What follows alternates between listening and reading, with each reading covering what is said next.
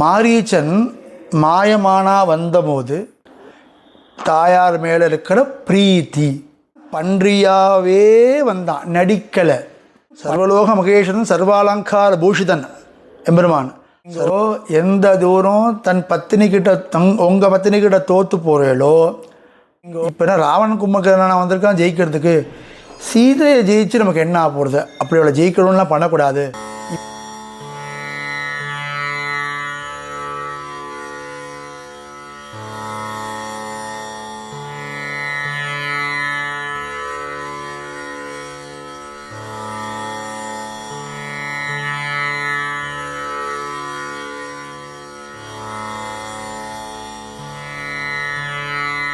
நாமளும் செய்யணும். இதை தான் வராகன் முதல் விஷயத்தை காட்டியிருக்கார்.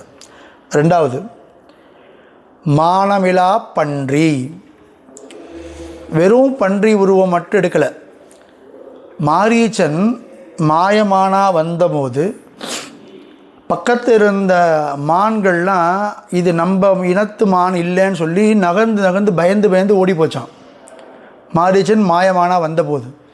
ஆனால் அதே எம்பெருமான் வராகனா பன்றி அவதாரம் வந்து எடுக்கும்போது மற்ற பன்றிகள்லாம் இருக்குது பாருங்கள், இது நம்மாளுப்பா, நம் இனம் அப்படின்னு அபிமானிக்கிற மாதிரி தன்னோட தரத்தை குறைச்சிண்டு பன்றியாவே வந்தான், நடிக்கலை. அப்படின்னா தன்னுடைய ஈஸ்வரன்கிற அபிமானத்தை விட்டுட்டு அது வாசனையோட, அபிமானம் வந்து நான் ஈகோவை விட்டுட்டேன் அப்படிங்கிறது இல்லை, ஈகோவோட சாயல் கூட தன் மேலே வராத அளவுக்கு. ஏன்னா நீங்கள் பெருமாள் எங்கேருந்து எங்கே வந்திருக்காருன்னு பார்க்கணும். சர்வலோக மகேஷன் சர்வாலங்கார பூஷிதன் எம்பெருமான், அவன் பன்றியாக வந்திருக்கான். அதுவும் மற்ற பன்றிகளும் இது நம்மளோட அண்ணா தம்பி மாதிரி இருக்கிற அந்த பன்னி அப்படின்னு சொல்கிறக்கூடிய அளவுக்கு தன்னுடைய அந்த ஈஸ்வரபிமானத்தை விட்டுட்டு கீழே இறங்கியிருக்கான்னா தாயார் மேலே இருக்கிற பிரீத்தி. இப்போ நான் சொன்ன இந்த 6 விஷயத்தையும் நீங்கள் வந்து பிரீத்தியை மனசில் வச்சுக்கணும். கட்டாயத்தின் பேரில் செய்கிறது கிடையாது. இப்போ பெருமாளை வந்து யாரும் நிர்பந்திக்கலை, நீ பன்றியாக தான் போகணும்னு யாரும் அவரை நிர்பந்திக்கவே இல்லையே. அவர் அங்கேருந்தே சங்கல்ப ரூபமாக பூமாதேவியை மேலே கொண்டு வந்திருக்கலாம். ஆனால் பூமாதேவிக்கு மேலே தனக்கு இருக்கிற காதல், த லவ், அதனால் தன்னுடைய ஈஸ்வர அபிமானத்தையும் விட்டுட்டு கீழே இறங்கி அவளுக்காக அந்த இடத்துல வந்தார் பெருமாள். இதுலேருந்து நம்ம என்ன பண்ணணும் அப்படின்னா, நாம் ஏதோ போய் அவளுக்கு உதவி செய்கிறோமோ, ஏதோ வீட்டில் நமக்கு நம்ம வீட்டு வேலை ஏதோ ஒன்று இருக்குது அப்படின்னா அவள் செய்யட்டுங்கிற அபிமானத்தோடு இல்லாத, முதல்ல அந்த அபிமானங்கிற ஆணவத்தை கீழே இறக்கிட்டு இது நம்ம வீடு, நம்ம குழந்தைங்க, என் மனைவி அப்படிங்கிற எண்ணத்தோடு போய் செய்யணும். அபிமானம் நீங்கள் போய் சில பேர் செய்வா, நான் வந்து ஹெல்ப் பண்ணுறேன் அப்படின்னு ஏதோ பாத்திரம் தேய்க்கணும் பண்ணும்போது கூட நானாக கொண்டு உனக்கு ஹெல்ப் பண்ணேன் அது சொல்லி வர காட்டிப்பா, நான் வந்து ஹெல்ப் பண்ணேன் அல்லாதான்னு. அது சொல்லக்கூடாதுன்னு சாய்க்கிறார் பெருமாள்.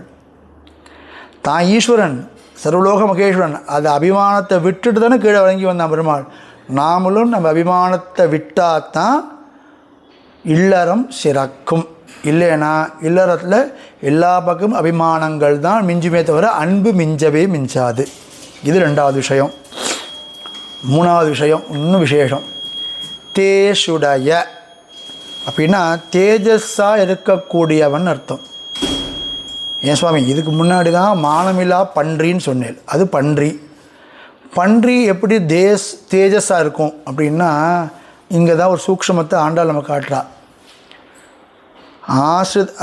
பெரியவாசன் பிள்ளை வியாக்கியானத்தில் சாய்க்கிறார், ஆசிரிதார்த்தமாக தன்னை அழிய மாறுகையால் வந்த தேஜஸு. அடியார்களுக்காக, தன் பிரியையான பூமாதேவிக்காக தன்னை தாழ்த்தின்றான் பத்தேலா, அதுதான் அவனுடைய தேஜஸே. தேஜஸுங்கிறது நம்மளை நாமளே செல்ஃப் பூஸ்ட் பண்ணுறதுனால வரவே வராது.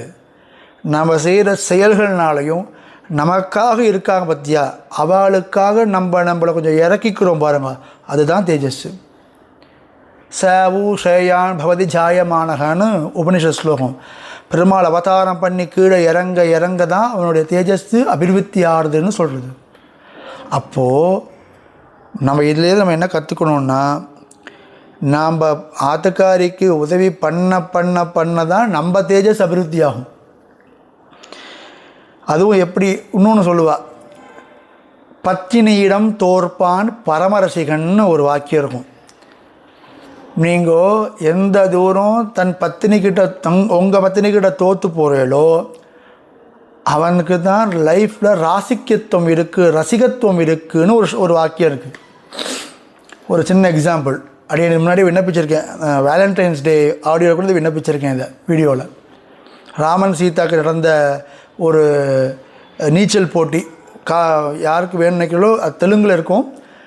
2 பேருக்கு நீச்சல் போட்டி நடக்கிறது கோதாவரியில். ராமன் நீச்சல் அடிச்சுட்டு பாதி தூரம் வந்துட்டார். ஆனால் சீத்தை இப்போ தான் முதல்ல நீச்சல் அடித்து போயின்னு இருக்கா.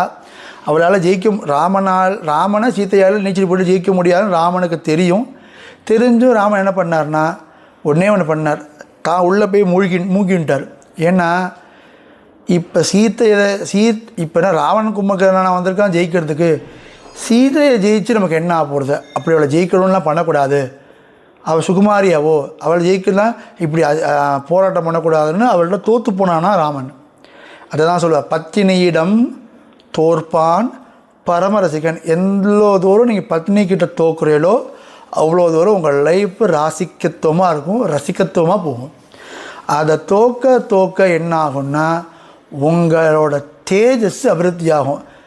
அது லௌகிக சொல்கிறதா இருந்தால் உங்களோட வீட்டில் உங்கள் மரியாதை கூடிண்டே போகும். எந்த தூரம் நீங்கள் தோக்குறீங்களோ அந்த தூரம் உங்களோட மரியாதை கூடிண்டே போகும். இது 3வது. 4வது பாயிண்ட்டு,